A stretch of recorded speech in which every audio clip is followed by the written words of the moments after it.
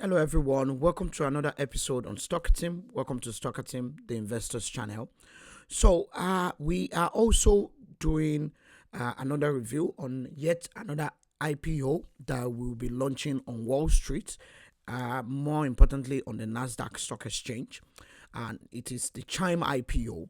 So before you buy, sell, or even short the Chime IPO, I will actually encourage you to stay tuned on this episode because a whole lot of the information that you need as an investor to actually make your decision whether you want to buy, short, or sell this IPO will actually be very clear. And I'll also make my verdict at the end of this episode. If you haven't subscribed to our channel, subscribe, put on your notification bell so that you don't miss any episode. On that note, every information shared on this channel is for information and education purpose only. Do your due diligence or consult your financial advisor before making any decision. I'll jump right in now. Follow me. So, Chime Financial is a prominent US digital banking platform. They are preparing for their IPO. It's long anticipated. As a matter of fact, this IPO was in the brink of being put on hold because of the tariff war, trade war that President Trump started, which is now de-escalating. Chime actually aimed to list on the Nasdaq Stock Exchange with the ticker symbol CHYM, Charlie Hotel Yankee Mike. The likes of Morgan Stanley, Goldman Sachs, and JP Morgan, they are the one backing this IPO as the financial advisor for this IPO. I'm going to be looking in detail about what exactly is Chime as a company, the valuation, the profitability concerns, and even other potential concerns about this company. So the first thing I will actually look at is how did Chime started. This company was founded in 2012, with the wave of fintech becoming a major part of the banking industry by the duo of Chris Bart and Ryan King. Chime, headquartered in San Francisco, California, their business model basically generate their money, the profit they earn, or net income from interchange fees, especially from debit card transactions. So Chime is not a bank. That is actually something that everyone needs to actually know. Chime is not a bank. They are a fintech company, more or less a financial technology company, if you put it that way. Chime has about 22.3 million customers, and that was as at last year. So we expect that this year they should have in the region of maybe 25-26 million customers, which is about half of the Chime customers who actually use it. Half of these 22 million odd numbers actually use Chime as their primary banking platform, which is quite good because even when they are not a bank, a whole lot of their customers still use them as their primary bank account, despite the fact that Chime doesn't provide some other services like the typical Main Street Bank. So about 8.6 million active members. They actually do about 54 transactions per month, and Chime seems to actually have a monthly transaction volume of about $8 billion. It might actually look very small, but as a fintech company that is not a bank, without a banking license, without any branch building that consume a whole lot of resources, a whole lot of finance, with less number of staff, especially when you look at the typical bank, maybe a Chase Bank or even a Wells Fargo bank, for instance. Chime doesn't have all of those expenses, and they are still able to have a transaction value of about 8 billion. Now, looking at the IPO in detail, Chime is actually targeting a valuation that is not too ambitious.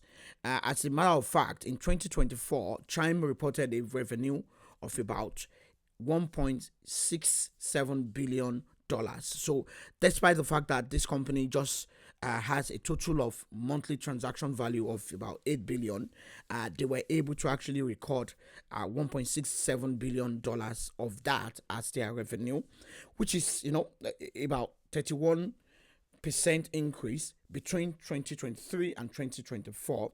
The company actually seems to be in a better shape. As of 2023, they are the net loss that this company generated was about $203 million. But in 2024, Chime reported that the net loss was narrowed down drastically to $25 million, which is huge improvement. So as at 2021, when in the aftermath of the COVID, when COVID was actually, wrapping up and a whole lot of the reopening was actually showing up, Chime had a valuation of about $25 billion when they had their Series G funding round. But if you actually look at the valuation of Chime today, it has been cut drastically by more than 70 to 80%. Chime now has a valuation of about $5.9 billion, about 76% reduction in the actual private market valuation. So what has happened between then? What has happened really is actually a reality check, because a whole lot of these fintech companies actually have valuations that are not often necessarily realistic, valuations that oftentimes when you take them to the public market, you are actually going to not get much in terms of what the actual Wall Street will want to actually value this company at. They have a cash reserve about $900 million, which is not too much, but it's quite impressive, because if the company is able to make a revenue of about $1.67 billion in 2024, and they are able to actually still have about cash reserve about $900 million as at that time. Now, I have some concerns about the Chime IPO and the Chime stock or company as a whole. Chime claimed that they achieved profitability in Q1 2024, but if they have to sustain this, they still need to actually be a bit more aggressive. Maybe an international expansion, because Chime is a solely US fintech company. They are not like the likes of Robinhood that has access to more countries and they keep expanding. Robinhood is now in Canada. When they buy another Canadian stock trading platform, they are now in the UK. Robinhood has the opportunity to actually expand further into Europe and perhaps into sub-Saharan Africa through acquisition or even through merging with some of those bigger players in South Asia and West Asia. So I don't actually see that aggressiveness, because if they have to actually keep that profitability and increase it over time, they need to actually expand out of the US, maybe into Canada, for instance, maybe into the UK, which they are going to actually meet a very, very huge competition with the likes of Revolut, Monzo, and Sterling Bank. So regulatory scrutiny is also a challenge. I also have concerns that because of the way they make their revenue, which is basically interchange fees from debit card transactions and maybe credit card, in 2024, Chime actually paid about $4.5 million in fines just in 2024 alone.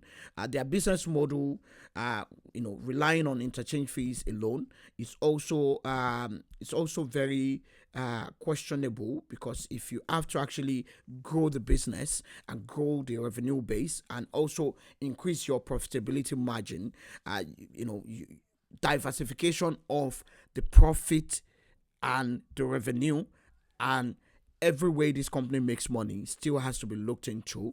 The young demographic, they are not going to remain young, so Chime needs to actually still expand into the high income base. A whole lot of people who use Chime are basically, millennials, Gen Zs, more of Gen Zs and even less of millennials, because millennials are also growing older. So the valuation declined from 2021, all the way from 25 billion down to $5.9 billion is something that is worrying.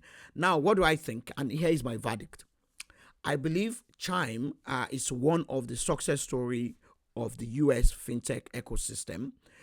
If you look at what Chime has done in the last couple of years, this company has been able to actually, weather all the storm. We had COVID, which more or less was a positive to the likes of Chime.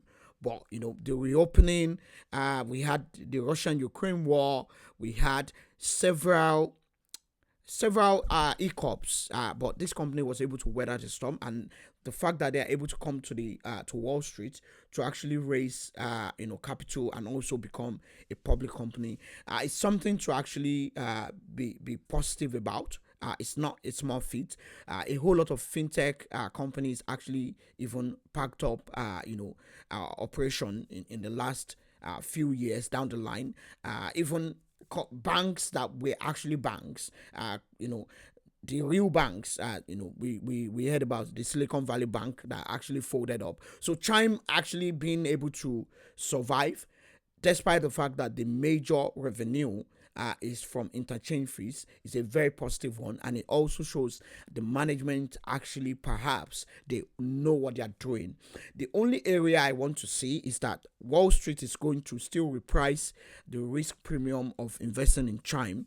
How is Chime able to actually increase their revenue by offering more value to their customers? So if you look at the likes of Robinhood was a typical retail trading stock investment platform, but Robinhood has expanded into credit cards, they've expanded into banking, they've expanded into a whole lot of product suites that has increased the number of revenue model, and also how they actually retain customers and gain new customers. So I don't see that for Chime.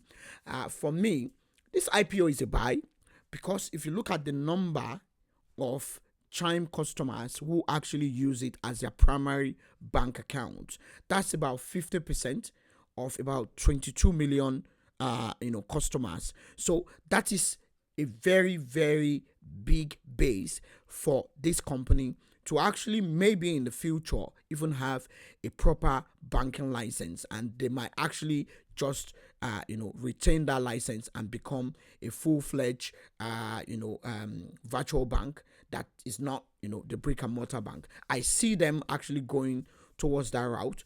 They claim they are not a bank, and they might not want to do that, but never say never. So for me, that's what I think about the Chime IPO, and that's why at Stockertim we always look forward to ideas, opportunities for increasing our portfolio value for our viewers, for our community members.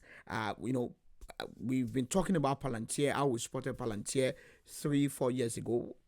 Stockertim wasn't in operation, but across Stockertim channel wasn't live then, but across all the public forum where Stockertim is known, where we actually created this portfolio for people to copy, we actually promoted and even recommended Palantir, and Palantir has done more than 10x of what it was listed for. Is now a mega cap company quoted on the Nasdaq Stock Exchange. Is now in the Nasdaq 100. Is now, more importantly, in the S&P 500 index. So that is the kind of growth trajectory that we actually look out for. So that's why I'm inviting you to join our Stockertim Premium community. I'll drop a link to that. So if you want to spot more opportunities on how to, buy companies when they are still undervalued and grow with them when they become more valued, this is an opportunity for you to join. I'll drop the link in the description of this video. If you also look up, you'll see the link as well for you to join the community. Till next time, when we bring you more ideas to improve your portfolio, keep investing, keep growing. Take care, and bye-bye.